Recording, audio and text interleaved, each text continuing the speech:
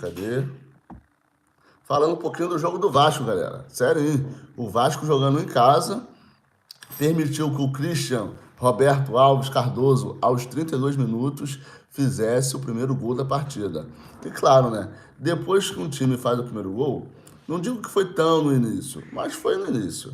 Fez o primeiro gol, claro que o Atlético Paranaense recuou todo mundo e fez aquele jogo defensivo.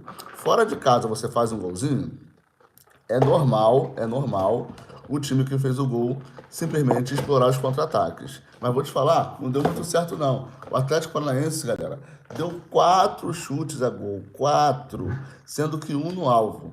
Esse um no alvo foi justamente o gol. Tem noção? O Vasco praticamente não utilizou o seu goleiro. A única bola que foi no gol passou. Acho isso um absurdo, quando esse único chute acaba sendo gol. Então o Vasco teve 11 chutes a gol, acertando 3 no alvo. Até que a conversão do Vasco foi boa. 3 chutes no alvo e 3 chutes no alvo e 2 gols. Tá ruim? Pra mim não. Se cada 3 chutes no gol entrasse 2, irmão, a média tá espetacular. O Vasco também teve 60% de posse de bola e num total de 11 chutes, né? Aqueles que passam raspando acabam não contando como defesa. Os gols do Vasco foram feitos pelo João Vitor. Não, o João Vitor foi expulso no final da partida, já nos acréscimos, assim como o Lucas G, do Atlético Paranaense. Quem fez os gols foi o Hugo Moura, já nos acréscimos, então jogo do Vasco bem emocionante. A torcida do Vasco foi a loucura com esse segundo gol do Vasco.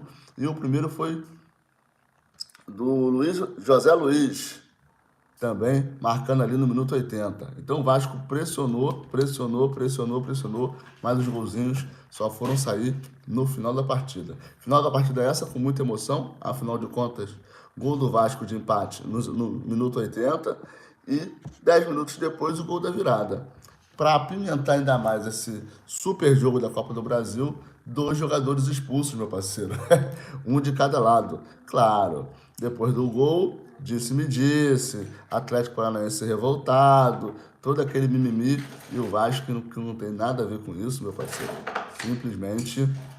Simplesmente saiu comemorando no final do jogo. Então, galera, a Copa do Brasil continua super quente, super envolvente. Cada dia que passa, jogos mais eletrizantes. E pelo recorte de momento, passaria Vasco, né, e Juventude, que ganharam os seus jogos jogando em casa, mas também passaria Atlético Mineiro e Flamengo, que tiveram um placar favorável, mesmo jogando fora de casa. Então, é bem provável que se os próximos 4 jogos de Copa do Brasil foram empates, que é um placar super possível, passaria Vasco e Juventude, Atlético Mineiro e Flamengo. Pelo chaveamento ali, pode acontecer qualquer coisa.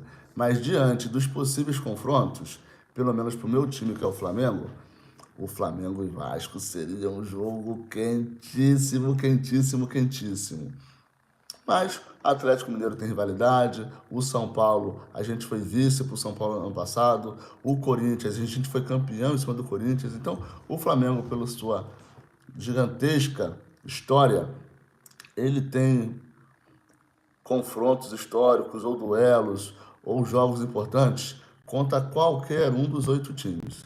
Claro que o Vasco teria um tempero diferenciado, jogo no Maracanã, 2 jogos no Maracanã. Tem muito tempo que o Vasco não disputa uma final, então seria muito importante para o Vasco voltar a disputar um título, porque o Atlético Paranaense disputou Libertadores há pouco tempo, mas perdeu. O Corinthians disputou Copa do Brasil, mas perdeu. O Flamengo nem se fala, está disputando sempre. O Atlético Mineiro também faz um tempinho que não chega numa final. Então, assim, de todos os times que estão na disputa ainda pela final, acredito que o Vasco traria. Vamos falar de audiência e não de história. Final de Copa do Brasil com maior audiência: Flamengo e Vasco.